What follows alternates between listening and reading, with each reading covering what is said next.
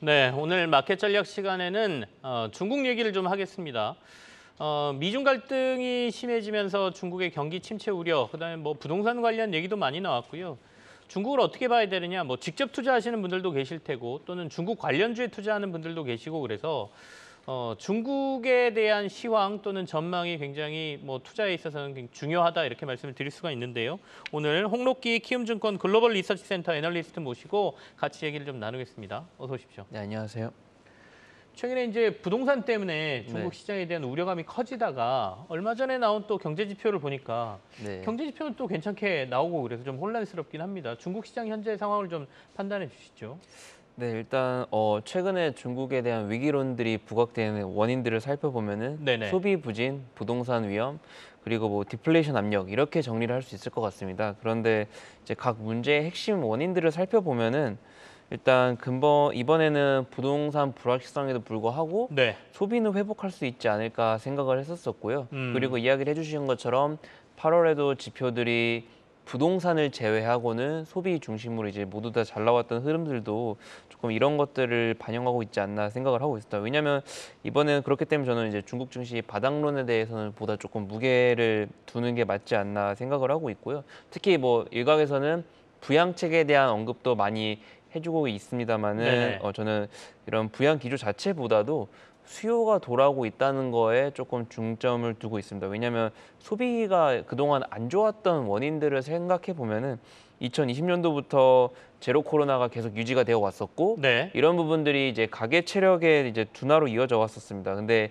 현재 같은 경우에는 좀 청년층 실업률 같은 거를 근거로 하고 있는 우려와 달리 전체 실업률이 하향 안정화되고 있고요. 음. 그리고 소득도 완벽하게 회복됐다라고 이야기 드리기는 어렵지만 노동소득을 중심으로 회복이 되고 있어서 저는 가게들의 여력들이 많이 좋아지고 있다 판단을 하고 있고요. 그래서 이제 8월의 소비가 반짝 회복이 아닌 계속 이어질 가능성도 조금 염두에 둬야 한다 생각을 하고 있습니다. 반면에 부동산 같은 경우에는 이제 전통적으로는 이제 부동산이 안 좋아지면은 뭐 소비가 둔화가 되고 이렇게 되다 보니까 같이 연결지어서 생각해 주시는 게 원래는 맞았습니다만은 이번에는 이제 부동산 위험의 시작점이 이제 공급 측인 즉 디벨로퍼들에 대한 규제 비율이 그 자금 규제 자체가 2021년도 연말부터 있었었거든요. 네. 이런 것들 때문에 계속되다 보니까 사실은 장기 경제 성장 모델도 이미 투자에서 소비로 이제 변화되고 있었었는데 즉 뭐 국가 GDP에서 부동산 의존도를 줄이겠다라는 그런 방침이나 그리고 뭐 이제 유동성이 실물 소비가 아닌 투기성 자금으로 유입되는 것도 막기 위한 이런 것도 조금 일조를 했었을 거라 생각을 하고 있고요. 또한 더군다나 부동산은 사실은 과잉 재고가 좀 심했었기 때문에 이런 부분들도 해소하는 데 도움이 될 거다라고 생각을 하고 있습니다. 다만 어쨌든 지금 이런 공급 측 규제가 수요 측에 이어지지 않도록은 조금 수요에 방해가 되지 않도록 하기 위해서 수요 측을 자극해주는 정책들은 계속하고 있기 때문에 네네. 그렇게 해서 저는 부동산 위험에도 불구하고 뭐 소비나 매크로에 대한 안정성은 지금부터는 이제 확보가 될 수 있을 것 같다 생각을 하고 있습니다. 자, 이제 중국 쪽에 대한 여러 가지 얘기해 주셨습니다만은 소비 쪽이 살아나고 있는 게 우리가 좀 주목해 볼 부분이다라는 말씀이시고 부동산 쪽 문제는 공급 쪽의 문제가 터지긴 했는데 네. 이 부분이 소비까지 전이되는 걸 중국 정부에서 정책적으로 좀 막고 있고 어느 정도는 좀 컨트롤이 가능한 것 같다. 이렇게 해석을 하고 계시는 것 같습니다. 실제로 중국의 8월 소매 판매 4.6% 늘었고요. 산업 생산도 4.5% 정도 늘었습니다. 그 실업률도 떨어지고 네. 뭐 이런 것들이 코로나 이후에 이제 중국이 제로 코로나 정책을 포기한 이후에 소비 쪽으로 효과가 좀 나타나는 것 아니냐 이런 얘기들이 지금 좀 나오죠. 그러니까 이제 바닥을 치고 올라가는 시기다 이렇게 평가를 하시는 것 같습니다. 근데 이제 조금 더 큰 그림을 보면 미국하고 중국의 관계가 계속 껄끄러운 거는 네. 신경이 좀 쓰이는 부분이지 않습니까? 네, 특히 그렇죠. 다시 화웨이와 관련돼서 또 양쪽이 설전을 하면서 좀 안 좋은 것 같더라고요. 이 부분은 저희가 어떻게 봐야 될까요? 사실 참 중국 입장에서는 미국의 압박을 계속 염두할 수밖에 없는 상황인 것 네. 같고요. 사실 중국이 상반기에 생각보다 안 좋아지는 이러다 보니까 미국에서도 조금 오히려 분위기가 해빙 무드라는 조금 기대감들이 있었었는데 지금 다시 이야기해 주신 것처럼 화웨이를 중심으로 조금 갈등이 높아지고 있는 상황인데 다만 사실 이런 부분들은 조금 전망이 불가능한 영역이긴 합니다만은 그래도 이제 예전처럼 중국과 미국이 이제 우호적인 관계로 돌아갈 수 있다라고 보시는 분들은 거의 없을 것 같아요. 저도 그렇게 생각을 하고 있고요. 그리고 그렇기 때문에 양국이 가장 원하는 뭐 첨단 산업, 그러니까 뭐 반도체나 뭐 5G 이런 부분들은 사실은 단순히 첨단 산업이 아니라 현대 국방력과도 부분적으로 연관이 있다 생각을 하고 있고요. 그래서 이제 미국 입장에서도 중국 입장에서도 좀 절대 양보하기 어려운 영역이 아닌가라고 생각을 하고 있습니다. 네. 그렇기 때문에 사실 저는 중국이 첨단 산업을 키우겠다라는 정책적인 의지는 3월 양회 3월에도 이야기를 했었었고 내년에도 이야기를 할 거거든요. 근데 그런 내부적인 정책 의지에도 불구하고 사실은 그 길이 매우 험난할 거다 생각을 하고 있고요. 네. 그래서 중국 투자를 할 때는 저는 이제 점점 대외 환경이 많이 비우호적으로 바뀌고 있기 때문에 내부적인 정책 모멘텀보다는 오히려 대외 환경이 비우호적이지 않을 조금 그런 산업을 찾는 것도 하나의 오히려 방법이다. 합리적인 방법이 될 수 있다 이렇게 생각을 하고 있습니다.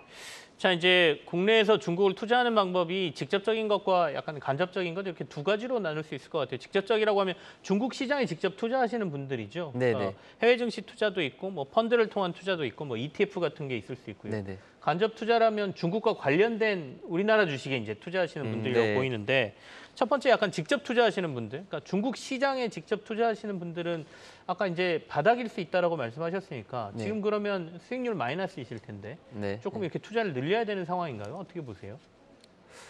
사실은 딱 작년 10월에도 좀 분위기가 좀 비슷했던 것 같습니다. 네네. 10월에도 오히려 시진핑 주석 3연임 확정 전후로 중국에 대해서 조금 회피 심리가 강해지면서 주가가 많이 바닥을 쳤다가 오히려 그때 이제 제로 코로나 정책 폐기하면서 조금 한 반등하는 그런 모습들이 있었었는데 오히려 저는 당시보다 지금이 더 상황은 좋다 생각을 하고 있습니다. 왜냐하면 당시에는 사실은 정책적인 선회를 한 거는 맞습니다만은 중국이 그 당시 기준으로도 3년 넘게 제로 코로나를 이어왔었었고 그런 부분 때문에 이미 뭐 가계 체력도 안 좋아진 상황에서 이오프닝을 했다는 그 이유 하나만으로 사실은 보복 소비가 붙기에 조금 어려운 환경이었기 때문에 경제 지표 확인도 안 하고 너무 기대감 때문에 막연하게 올랐다가 조금 기대감이 조금 이제 실망감으로 네네. 바뀌면서 빠지는 그런 모습들이 연출되었었는데 오히려 그때보다는 매크로 지표가 이제 회복을